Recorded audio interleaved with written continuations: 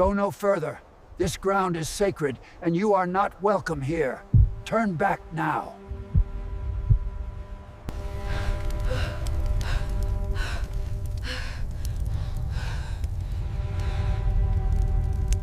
Would you believe there is an intelligent species living among us in the jungle, and there are less than 40 individuals left?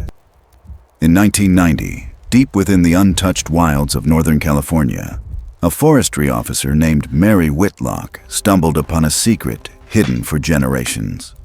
Not a legend, not a myth, but a living agreement between humans and a dying species known to the world as Bigfoot. When that pact was broken, the forest went silent, and Mary found herself caught between corporate greed and a people of silence, sorrow, and surprising wisdom. What she witnessed changed her life, and just might change yours too. This story is based on real testimony and unreleased field records.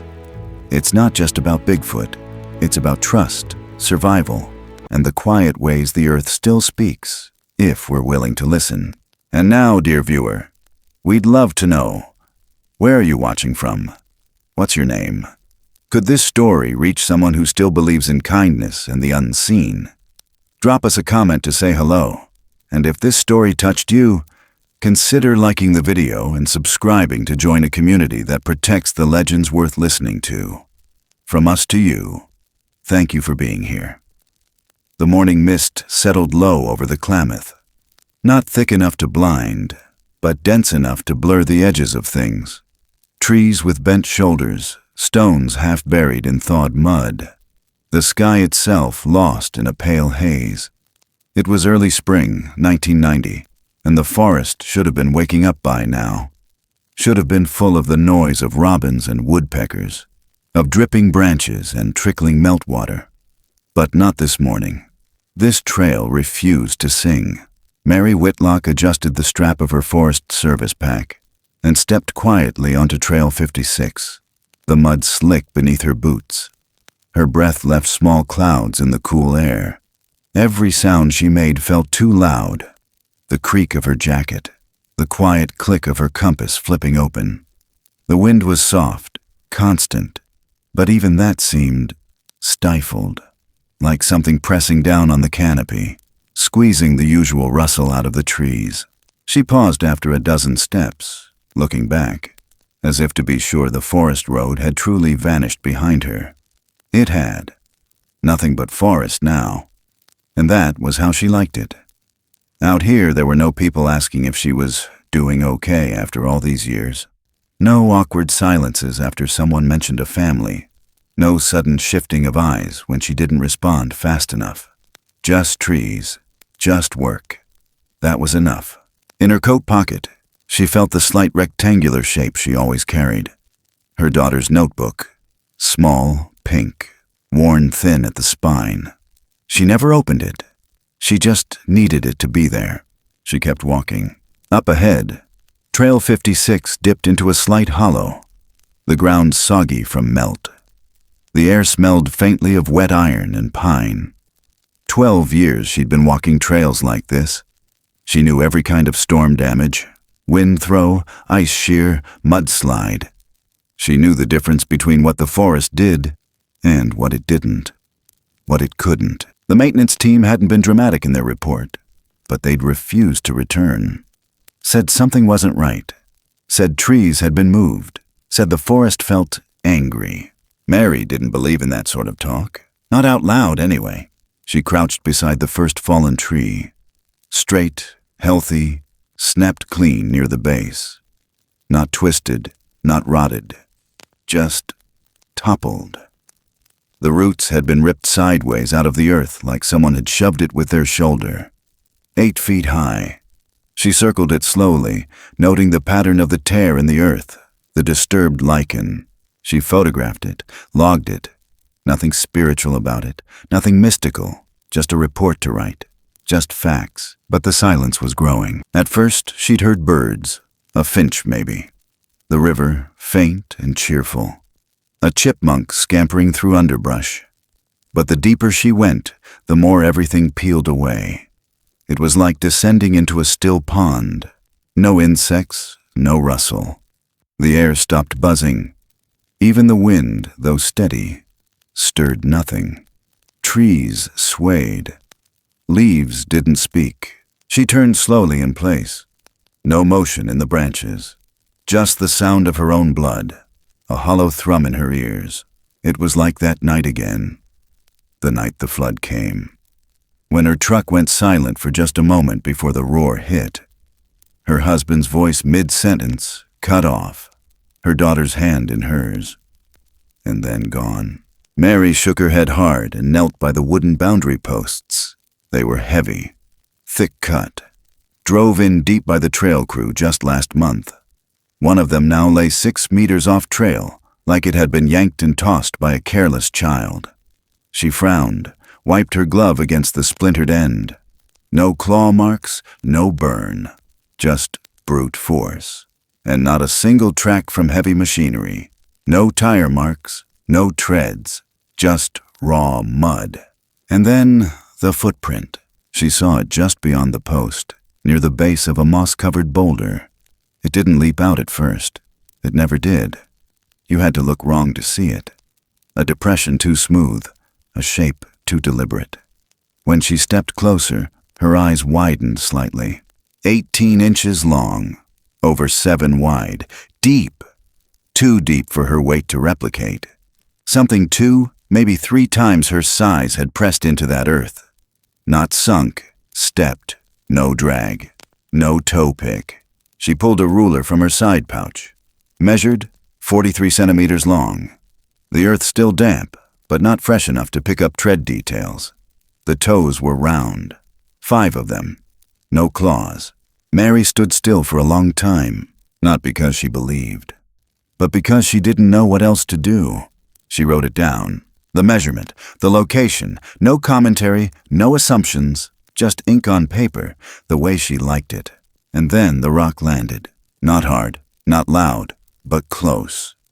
Right near her boot. A flat stone, no bigger than her palm, fell in a clean arc from the ridge above. It didn't tumble. It didn't skip. It dropped. She straightened slowly. There was nothing. Not a sound, no branch snap, no crunch of pine needle, no silhouette. Her fingers drifted toward her jacket's inner pocket where the flare gun rested. Just a precaution. She didn't pull it out. Not yet. She turned in a slow circle. Trees, mist, silence. Then, a voice, clear, low, unshaken, floated from the edge of the trail behind her. Not loud, just enough to reach her. You're standing where no one should ever walk. She spun, startled. A man stepped from the shadows beneath a cedar canopy, the kind of man who belonged to this place in a way she never could. Weathered face. Long gray braids tucked behind his shoulders, a heavy jacket patched at the elbow. Eyes like riverstone. Steady. Mary narrowed hers. "Excuse me?" He didn't blink, didn't smile. "You don't hear them, do you?" he said. "That's the problem." She didn't respond right away. He stepped closer, careful, like he respected the forest between them. "Name's Samuel Strongbow," he said finally. "I walk these woods the old way, and you're in a place they don't sing anymore." Mary tilted her head. "You're from the Karuk?" He nodded once. She hesitated, then folded her notebook. "So what are you doing out here? Tracking trail damage, or just scaring women off federal land?" The corner of his mouth almost twitched. "Damage, yes, but not from wind, not from snow. And if you were just another person passing through, I wouldn't be here at all." He glanced toward the trees, where the silence hung so thick it was almost visible. "This isn't just silence," he said quietly. "It's absence. Something's wrong in the deep forest. The pact's been broken." Mary's brow furrowed. "What pact?" Samuel didn't answer. Instead, he bent slowly and picked up the stone that had been tossed. Held it gently in his palm like it was alive. "They wanted you to know you're not alone," he murmured. Mary stared at him. At the calm, the certainty, and behind it all, a warning that settled deeper than logic. She could have walked away, could have called in her report and filed it like every other anomaly. could have dismissed this as some old man's myth, but her boots stayed planted, her ears strained against the hush, and somewhere, low in her ribs, she felt a pressure she hadn't felt since the night the flood took her life and left her walking in its shadow. "What do you mean, broken?" she asked at last. Samuel looked up at her, and his voice came quieter now. "I'll tell you tomorrow," he said. "If you're still here." Mary raised an eyebrow. "I plan to stay the night." His gaze held hers for a long time. "Then you'd better sleep lightly," he said, "because they won't just let you watch. Not here, not anymore." And then he was gone, melted into the mist like he'd never been there. Mary stood alone again, but the forest no longer felt empty.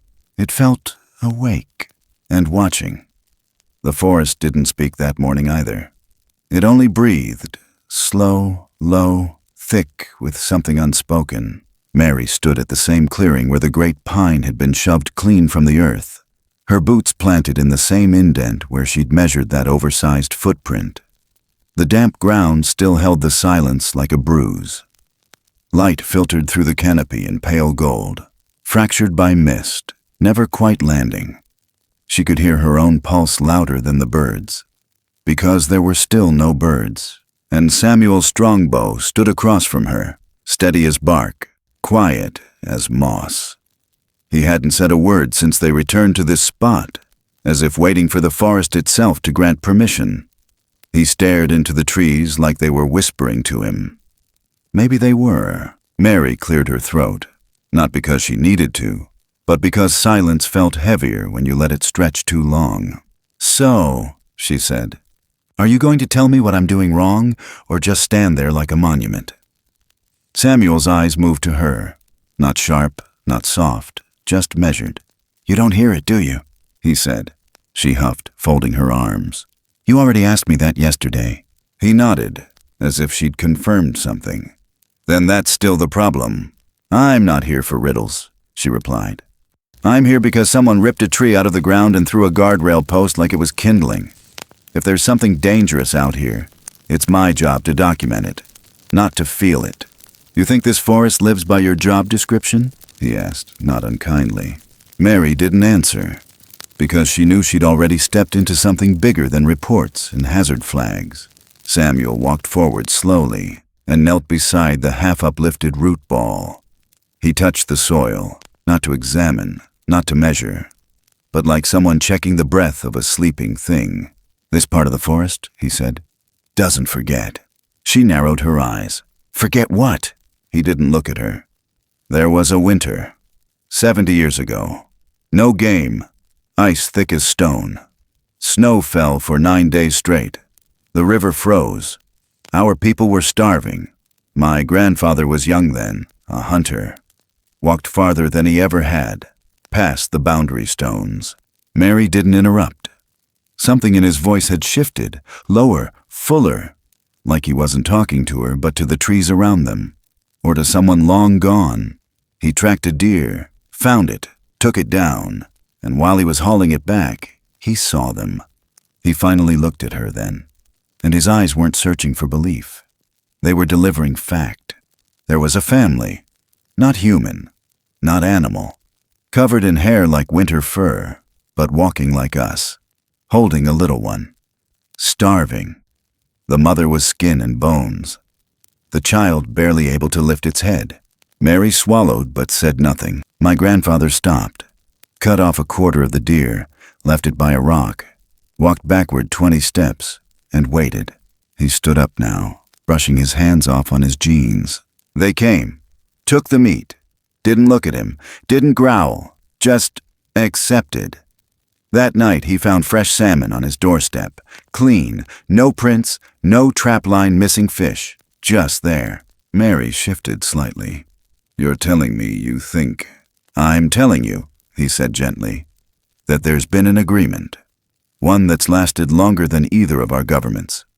One built on respect, and space, and silence." She ran a hand through her hair, sighed. "And now that agreement's broken?" He pointed toward the broken fencing. 6 months ago, things changed. They started pushing back, pulling down things, watching in daylight. "They," Mary echoed, her voice skeptical. Samuel looked toward the ridgeline where the trees leaned subtly inward. We don't say their name. We don't cage them with words. Mary dropped her hands to her hips. Okay, so let's say you're right. Why come to me? He looked at her long and hard. Because you came anyway, even when the forest told you not to. She shifted her weight. I don't scare easy. That's not always a strength, he replied. The mist swirled around their boots. Somewhere deep in the trees, something cracked like a knuckle being popped. Mary flinched. You really think those footprints, that silence, is because of these others? I think, Samuel said, that they've kept their part of the agreement longer than we deserve.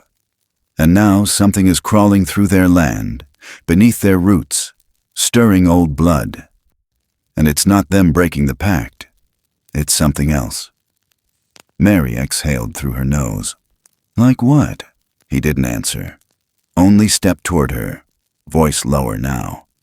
You work for the Forest Service. They won't listen to me.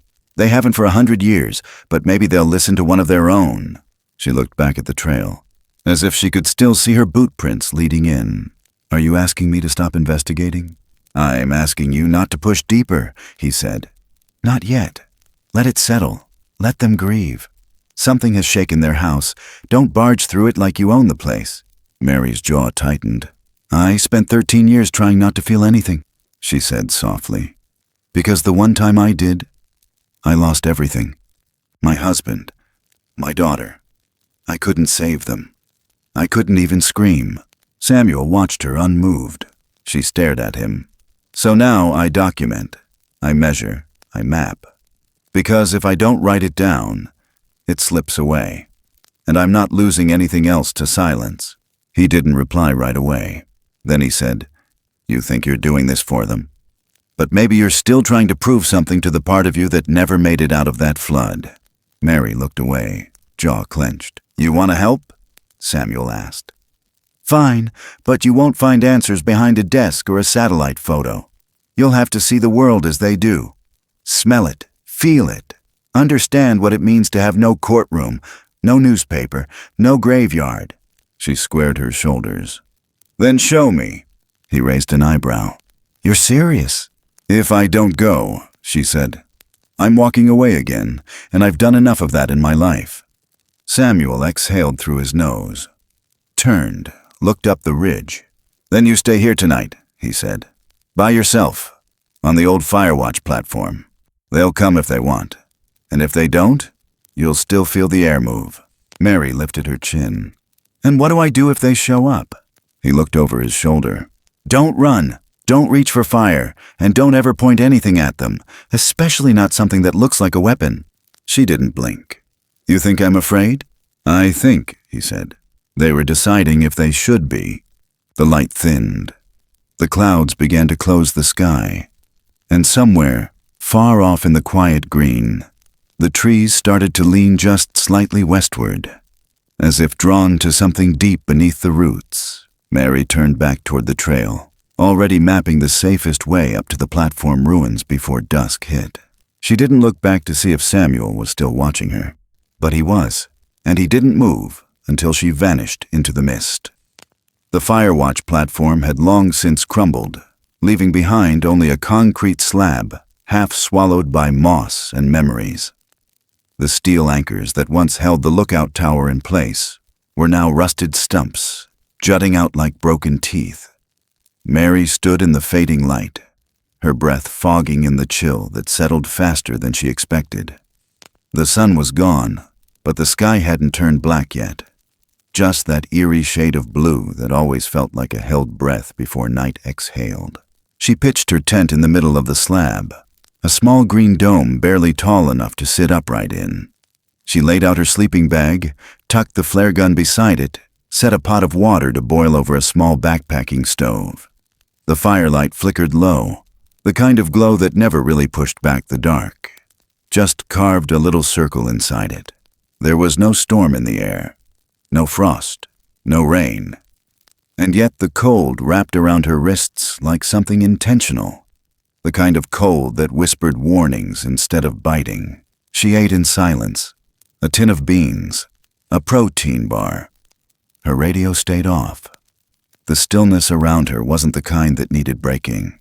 The first thing she noticed was the flame. It dimmed. Not suddenly, but steadily, like someone was slowly turning down the world's volume knob. She leaned closer, checked the fuel. Plenty left. No wind, no dampness. Just the sensation of something unseen passing close by, like a shadow moving behind the glass. Mary sat still. Her eyes tracked the edge of the woods. The glow from the stove barely reached the low brush that bordered the clearing. But she could feel it. Pressure. The kind you feel when someone stares from the other end of a hallway. It was nothing and it was everything. She zipped her jacket higher, stood, slowly scanned the tree line with her flashlight. Nothing. Nothing. Nothing. Then, thud, thud, thud, thud, thud. 5 knocks. Low, hollow, like a log being struck with the side of a bat. The sound echoed from somewhere down slope, deliberate, spaced like words. And then, silence. Mary didn't move. She'd heard woodpeckers, sure. She'd heard branches fall. This wasn't that. This was language. This was rhythm. A minute passed, maybe more. Then it came again. Same cadence, same force. But this time from a different direction. Up ridge, near the south line of Old Pine. She turned her light toward it, but the beam caught only mist and bark. This wasn't a game. This was a conversation, one she wasn't invited to. She backed toward her tent, slow, careful not to crunch dry leaves. The light trembled just slightly in her hand. Not from fear, not yet. From alertness. The way your limbs brace when you're in water too deep to see your feet. And then came the rocks. They didn't fly. They didn't pelt. They dropped. Soft plunks against the edge of the slab. 1, then 2, then 3 more, spaced in a careful curve. Not one hit her. Not one came close to the fire. Just enough to form an invisible boundary. Just enough to say, "We see you." She stepped back and drew in a slow breath. "If this is someone's idea of fun," she said aloud, loud enough for the dark to hear, "you're going to get the sheriff knocking on your door." No answer, not even the courtesy of a twig snap. She flicked the light again toward the north tree line, and froze.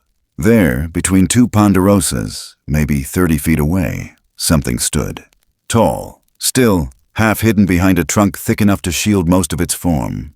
But not all. She saw the shoulder first. Broad, fur matted against it like wet wool, then the eye, a single glint catching the beam of her flashlight. Not red, not yellow, just amber, reflective, calculated. It didn't move, it didn't blink. Mary gripped the flare gun in her pocket, but didn't draw it. Her finger tensed, her shoulders locked, and her brain flipped through every logical option. Person in a suit? No. Bear? Not standing like that. Machinery. No sound. The shape tilted slightly, not forward, but to the side, as if trying to see her more clearly. She whispered, "Don't be stupid." Not to it, but to herself. And yet her hand stayed on the flare. That's when the voice came, behind her. "Don't aim that?" She nearly dropped the light. Samuel stood at the edge of the platform. Quiet, ghost-like, as if he'd stepped out of the mist itself. "You point that thing at them," he said calmly. "You're not just scared, you're threatening." She turned back to the figure in the trees. It was still there, unmoving, watching. "I didn't know you were coming," she said, her voice low. "I didn't know they would." Samuel stepped forward, holding a small cloth bundle in both hands. They sent the warning knocks. "You stayed. That means you're different." Mary raised an eyebrow. "Or just stubborn." "Same thing sometimes," he said. He crouched and opened the bundle. Dried leaves, a strip of smoked salmon, some kind of reddish root powder that gave off a sharp, earthy smell. He laid them in a neat triangle, just past the arc of the firelight, midway between the tent and the tree line. Then he murmured something. Words Mary didn't understand. Maybe Karuk, maybe older. His voice was soft even, almost melodic, like a lullaby sung to the woods instead of a child. The figure stepped forward. Not far, not fast, just enough that Mary could see more. Shoulders broader than any man, arms that hung longer than proportion should allow. Fur dark and heavy, and a head that wasn't ape, wasn't man, but something in between.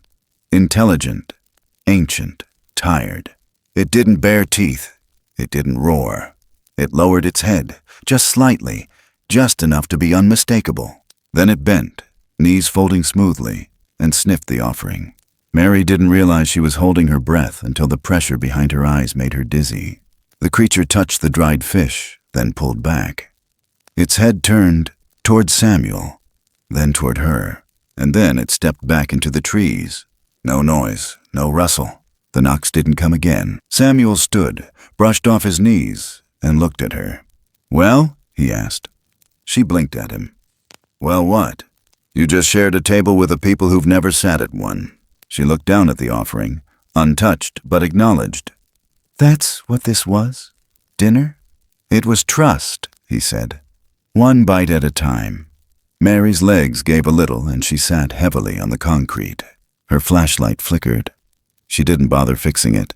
For a long moment, the forest held its breath with her, and when it exhaled, it sounded almost peaceful. But peace isn't silence.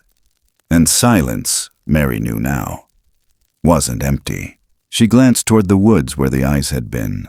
Nothing there, but something changed. Not belief, not yet, but no longer denial.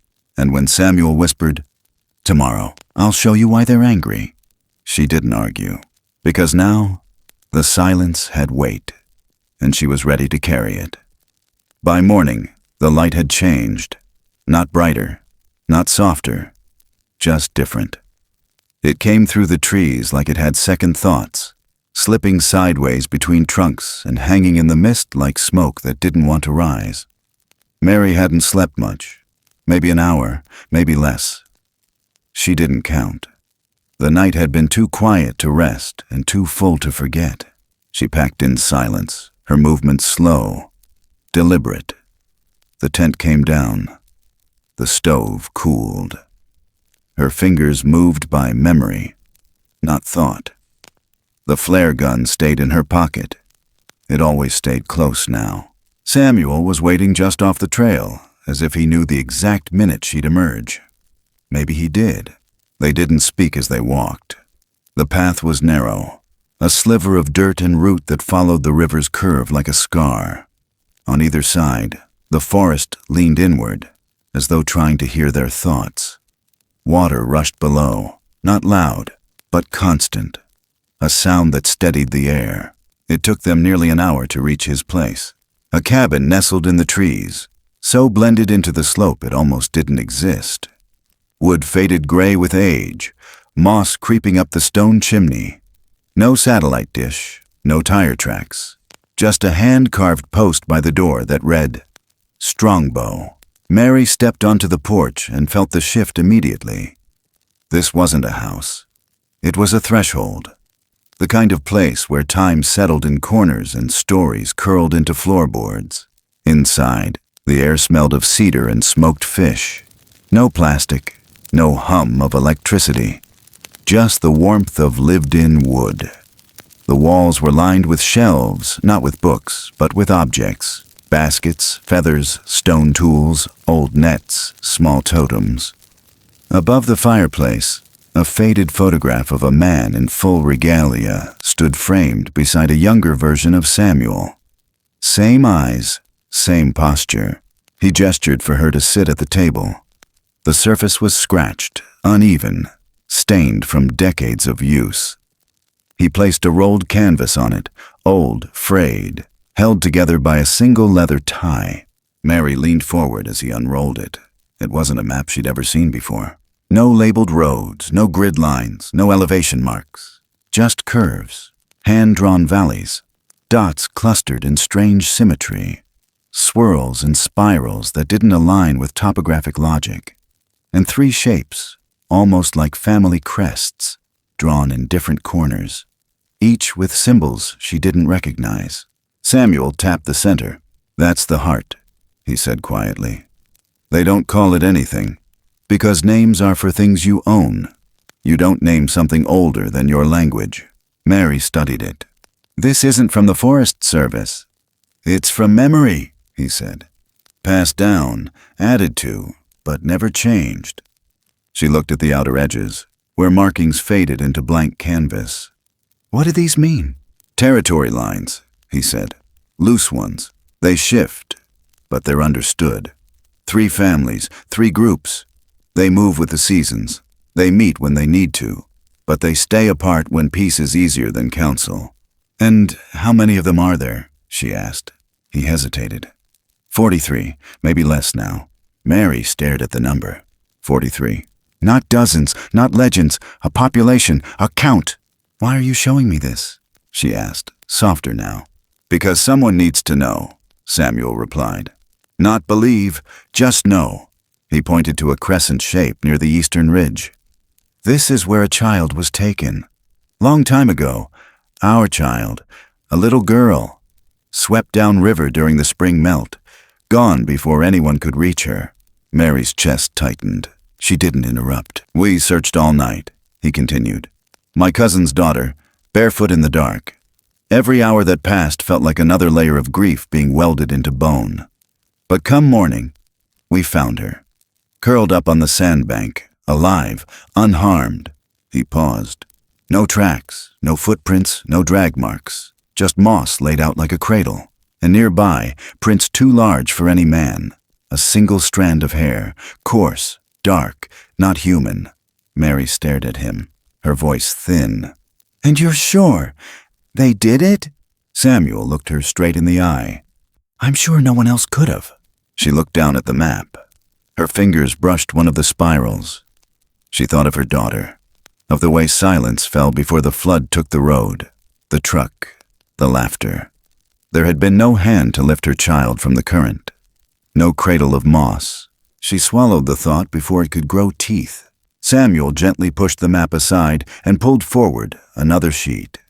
Newer, color-printed, lines sharp. A topographic map from the Department of the Interior. It showed clear cuts, mining zones, water tables, permitted zones for geological surveys. Then he placed the hand-drawn map over it. The territories didn't just overlap. They were being sliced through.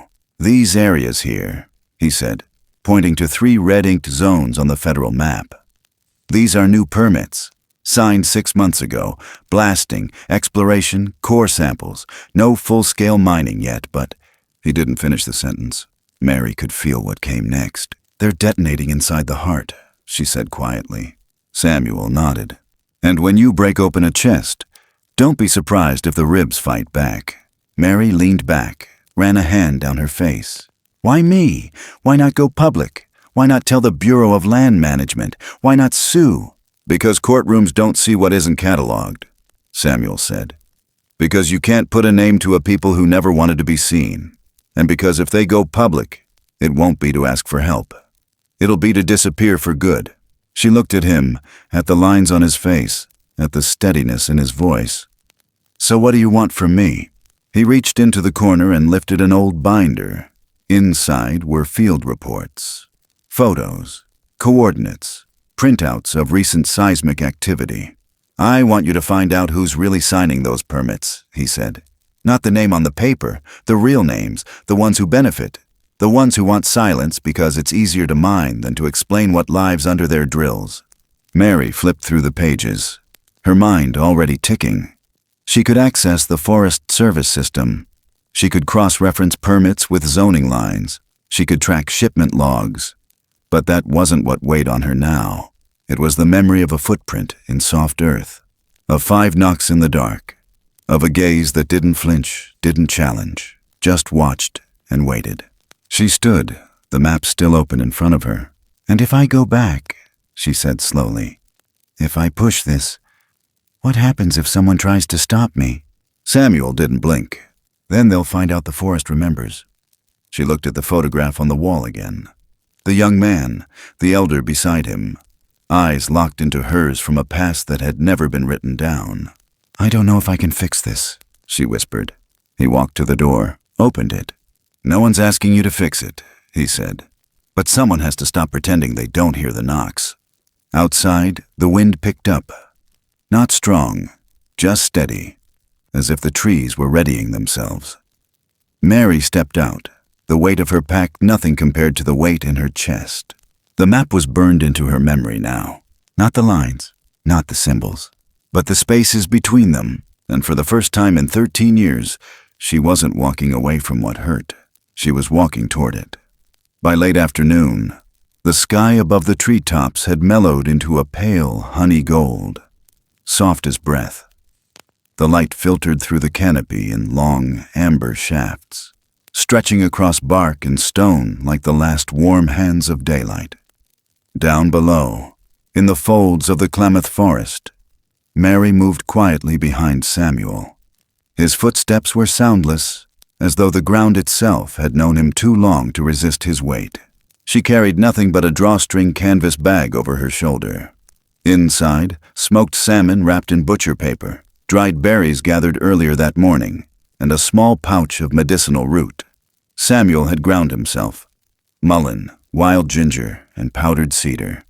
No tools, no maps, no weapons, not even the flare gun. He'd looked her dead in the eye and told her, "If you bring fear, that's all you'll be given back." The path wasn't really a path. It twisted through thick underbrush and sudden ravines like something half-remembered rather than carved. Mary had been hiking wilderness for 12 years, but this route had no scars from boots or tires. Only occasional broken fern tips or a smoothed-over log hinted that anyone had ever passed through. Eventually they reached the clearing, a wide open bowl of rock and soft pine needle bed. The kind of place wind circled but never howled. Above, tall stones jutted like ancient sentries, flanked by trees older than recorded names. It felt neither hidden nor public. It felt appointed. Samuel turned to her and said only one thing. "Stay behind me. Let the forest do the talking." Then he knelt at the center, pulled out a small hand drum, and began to tap. Slow, steady, a heartbeat. Then came the song, low, rounded vowels in a language that didn't rise or fall like English, but swayed, like grass pulled in river current. It didn't sound like performance. It sounded like memory. Mary stood with her arms at her sides. She didn't cross them, didn't pace. Just let the sound fill the hollow spaces left by decades of silence. Her breath came slower. Her chest eased. Then something shifted. Not in the trees, in the air. The pressure, like the forest was drawing in a long breath of its own. From the far edge of the glade, where the trees clustered denser than they had any right to, a shadow stirred. And then they stepped out. 1, 2, then a third. The first figure walked upright, broad-shouldered, slow but fluid, like water wearing down rock over centuries. Her fur was deep brown, but silvered at the tips, ashen, like lichen grown into age. The hair around her face blew gently with the breeze, revealing skin like hardened leather and eyes set far apart. Large, quiet, watchful. The kind of eyes that had seen fire, ice, birth, death, and had chosen not to blink. She was taller than either of the others, though one of them, the younger male perhaps, looked nearly full-grown. He held his posture like someone used to standing second in command. The third was smaller, likely adolescent, still wide-eyed, still unsure. But it was the elder, what Samuel had called the matriarch, who walked straight to the center. She didn't growl, didn't stomp. She moved with the weight of something that didn't need to announce itself to be known. When she stopped, the others remained a full 10 feet behind her. She stared at Samuel, not as a stranger, as a counterpart. Her head tilted. The lines around her eyes deepened, and in that moment Mary realized this was not an animal. This was a person, a mother, a leader, maybe even a widow. Then she turned, looked straight at Mary. Mary didn't move. Her heart jumped, but her feet held. She felt exposed, not just in body, but in everything. Her grief, her anger, her private vows to never feel again. They all felt bare beneath that gaze. The matriarch raised one hand. Large, dark-furred, long fingers curved slightly inward.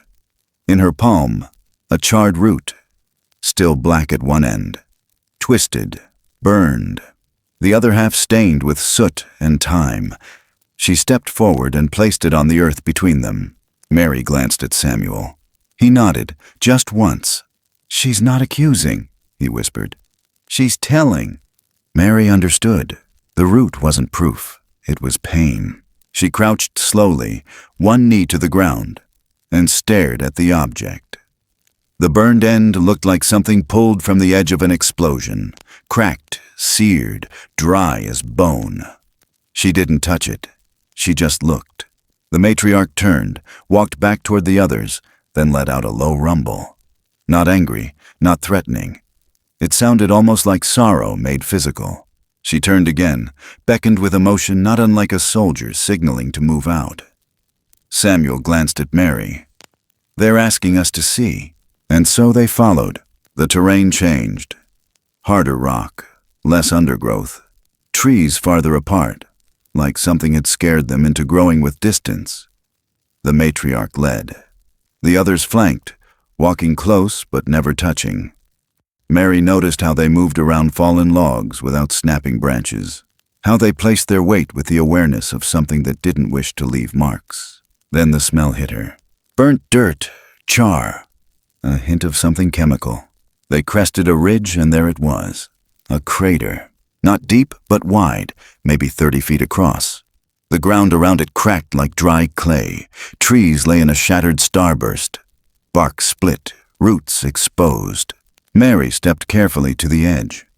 Her boots sank half an inch into the disturbed soil. It wasn't just a pit. It was a wound. Near one rock, something clung to the edge. A tuft of fur, coarse, brown, singed. She turned slowly. Beside it, half buried in the dust, something white. A shard. Not bark, not plastic. Bone. Small. Her throat tightened.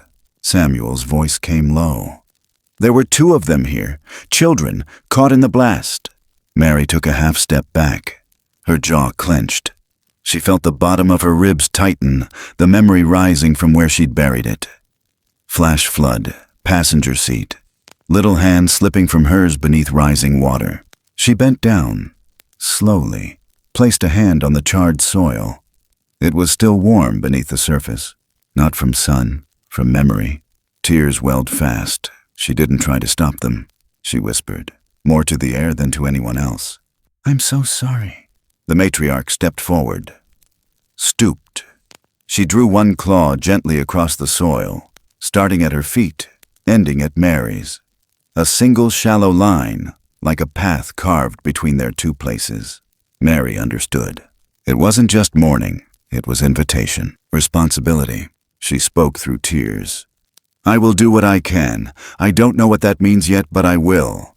The matriarch held her gaze, then lowered her head. Behind them, the adolescent one let out a soft whine. It sounded like the edge of heartbreak, just beginning to find voice. Samuel placed his hand lightly on Mary's shoulder. "This is your line now," he said. "You choose which side to walk." Mary stared at the soil, at the bone, at the fur, at the trees. Then she stood and crossed the line. By the time Mary stepped back into the Forest Service office in Happy Camp, the world outside had returned to its usual rhythm. Phones rang, printers hummed. People talked about weekend plans and grant deadlines like nothing had changed, like there wasn't a gaping wound hidden in the hills just a few miles away, like they didn't know children had died there. But Mary knew. She dropped her pack by her desk. Her boots were still muddy from the crater's edge. Her clothes still smelled faintly of cedar smoke and ash. She didn't change, didn't pause. She logged into her workstation, pulled up the internal permit system, and started digging. The interface hadn't changed in years. Green text on black, the kind of database born in the 80s and clinging to life out of sheer bureaucratic stubbornness. It didn't need to be fast. Just quiet. Just thorough. She typed, Active Survey Permits. Klamath Region, Q4 1989, Q1 1990. A list unfolded. 4 names, 3 expired, 1 active. Cascade Minerals and Survey Co. issued. October 12, 1989. Expires June 1, 1990. Scope, peripheral geological mapping and non-intrusive seismic sampling boundaries. Zone B, Southeastern Ridge. Trail 54 to Trail 57, within 300 meter of designated logging perimeter. Her eyes locked on the map overlay. The crater Samuel had shown her sat nearly 800 meters inside that perimeter. Well past the limit. She clicked through the logs. No extensions, no modification requests, no approved blasting protocols. And yet, Mary opened the physical report drawer behind her, found the latest patrol logs from the Ridge Maintenance Division. Her fingers flew across pages until she saw it. March 9th, 1990. Noted tremors. Trail destabilization. Minor tree fall. No follow-up recorded. They hadn't just ignored it. They'd buried it. She printed what she needed. 3 pages of documentation, 2 maps, 1 scanned incident log, and slid them into a manila folder. Then she took the elevator upstairs. Supervisor Dan Larrabee's office was as sterile as ever. Lacquered desk, deer antler coat rack, state-issued calendar with dates no one ever looked at. He didn't look up when she knocked. "Gimme a sec." "I need more than that," she said. He glanced up, raised an eyebrow. "Mary, been a while. You look like you've been rolling around in the forest." She stepped forward and dropped the folder on his desk. "I want a full audit of Cascade Minerals. They've gone well past their permit boundaries, and there's evidence of explosives being used inside protected zones." Dan flipped the folder open, his smile still faintly amused. "You been out there with a measuring tape?" "I saw the blast site. The damage is real. The seismic logs back it up. The trail crew logged tremors 2 weeks ago, and nobody followed up." He leaned back, steepled his fingers. "Mary, you know how many permits cross lines by 100 feet here and there? It's logging season. These guys have deadlines. Maybe someone dropped a core charge in the wrong spot. It's not exactly a federal case." She didn't sit down. "They killed something out there." His smile faded. "I'm not talking about trees," she said. "Something lives in that zone, and we pushed too far. We broke something sacred."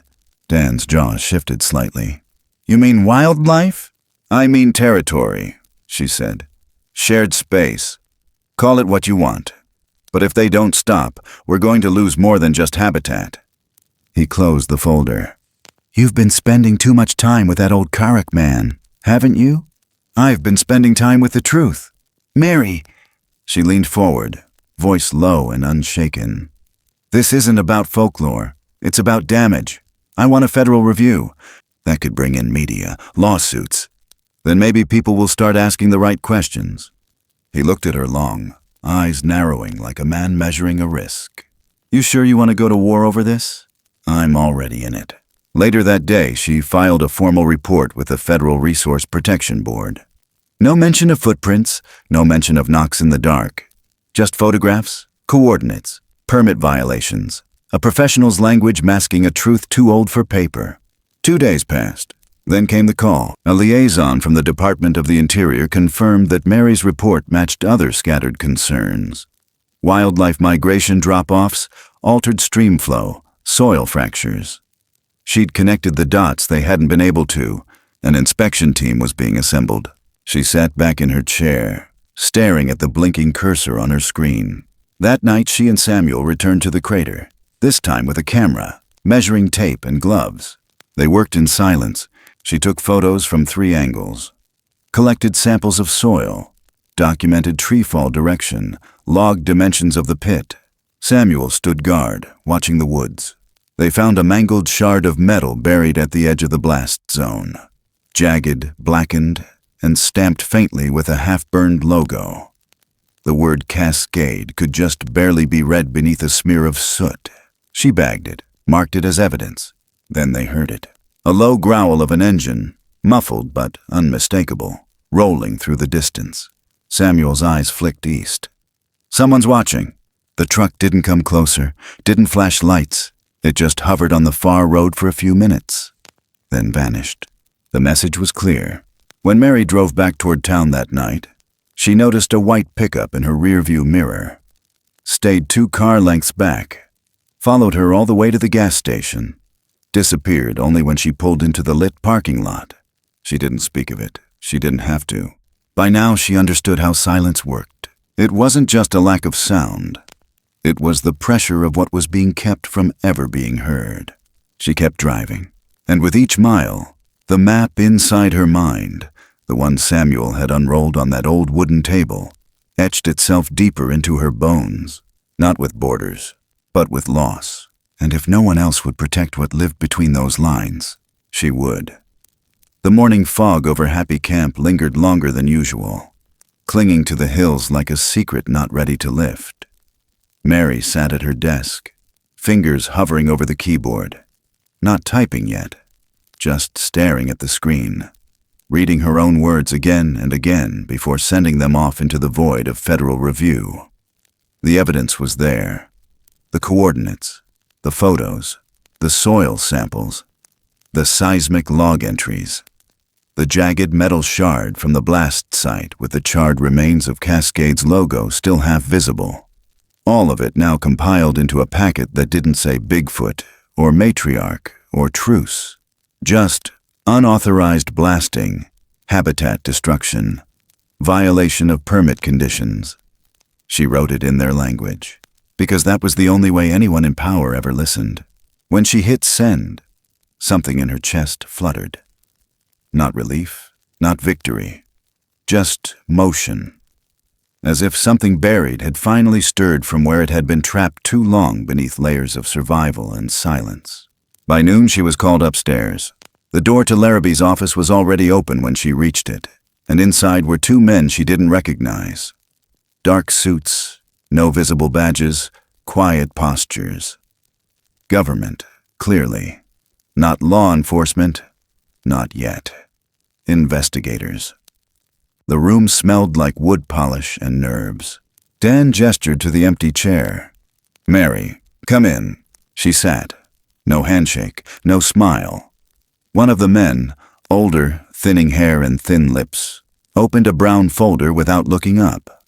The younger one just watched her, expression unreadable. "You filed a report last week," the older man said, still scanning pages. "Detailed, specific, impressive." Mary didn't respond.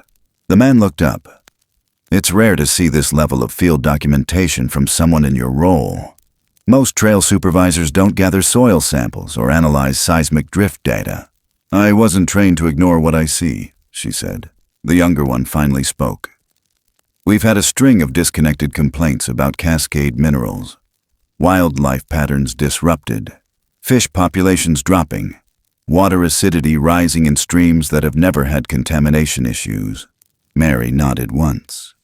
"You're saying I'm not the only one." "We're saying your report put it all into a shape we can act on," he replied. The older man closed the file. "A field team will be dispatched, quietly. No press.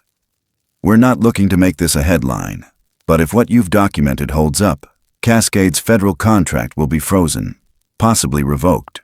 Mary's shoulders eased, but only slightly. "They won't go quietly. No one ever does when there's money involved," the man said, and stood to leave. The younger one stayed a beat longer. "You've made yourself a target, you know." Mary held his gaze. "I've been one before." He nodded once, a flicker of respect passing through his eyes. Then followed the other out. Larrabee sat back, sighed, rubbed his eyes like a man who suddenly realized the storm was bigger than he thought.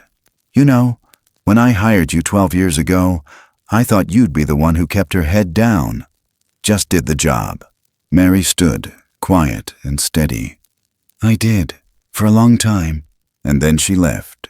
Outside, clouds moved low and heavy, but not in a threatening way. More like they were listening. The wind had changed. The smell of pine carried farther. Even the birds seemed to chirp more carefully. The next morning, federal vehicles showed up. No sirens, no press.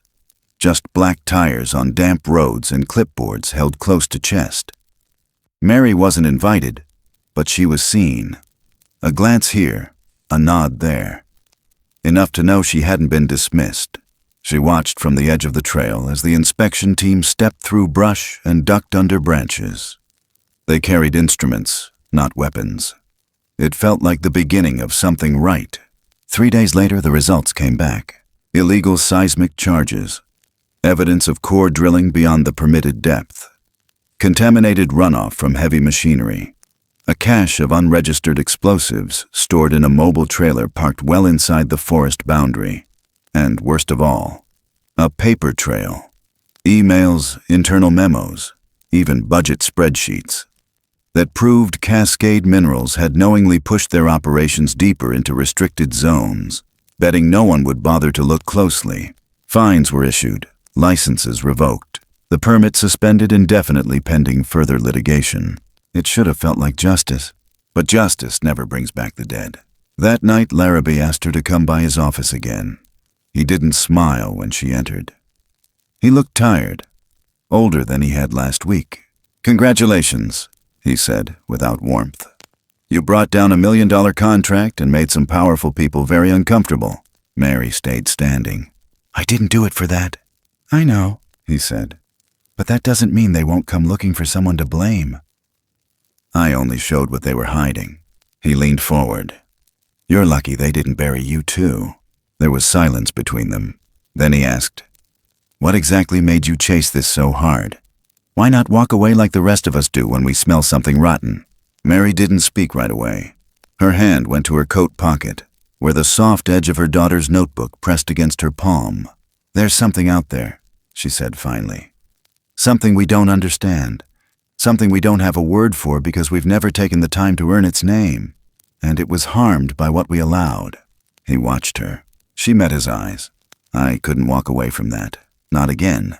He didn't ask what again meant. The next day, one of the federal inspectors, older, square-jawed, skin leathered from years outdoors, stopped her as she was leaving the office. He didn't introduce himself. Didn't need to. "I read everything you submitted," he said. "And I've seen a lot in this line of work. Landslides, oil spills, drained rivers. I've seen towns vanish under highways." He paused. "But there's something in your report that feels different. You talk about the forest like it's alive." Mary didn't smile. "Isn't it?"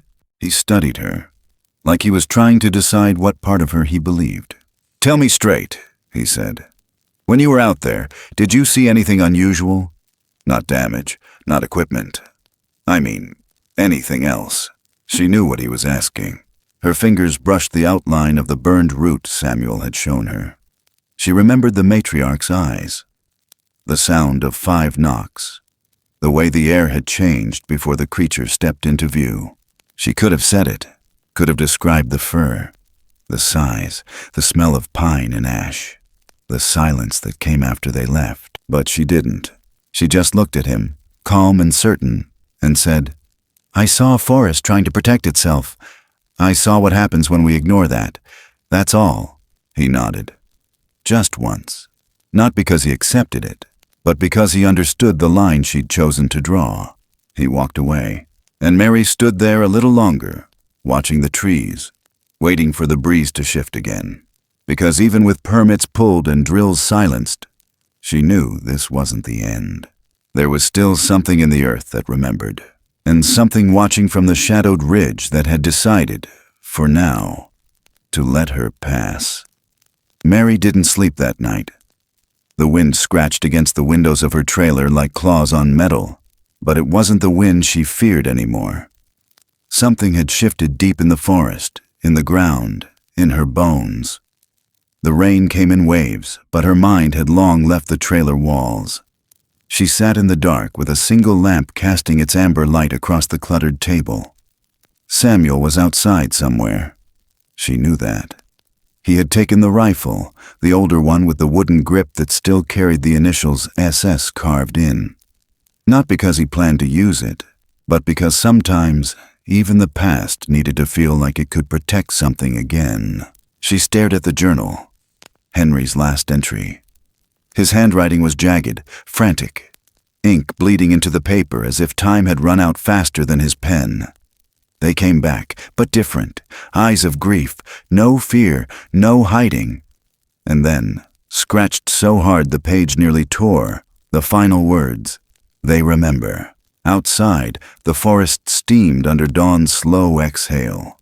Fog clung to the underbrush like breath refusing to lift. Mary opened the door and stepped out barefoot. She needed to feel the mud, the morning dew, the old ground that had carried generations before her. Each footstep was a confession, each breath a prayer she didn't know how to say out loud. She didn't tell anyone she was leaving. Not the ranger station, not Darlene, not even Samuel. Some goodbyes aren't meant to be spoken. Some are etched in silence. She walked. Past the creek now bloated with last night's rain.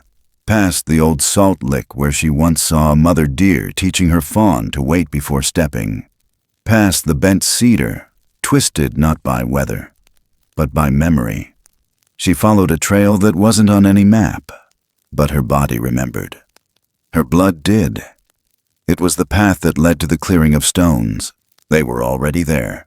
The matriarch stood at the center, taller than the rest, her fur streaked with ash and time. Her amber eyes held the weight of centuries. Beside her, the youngest of the siblings, still limping from the wound that had refused to close. And in the shadow of the pine, the male that had once held Mary by the collar and pressed her against her own trailer wall. But there was no violence now, only waiting.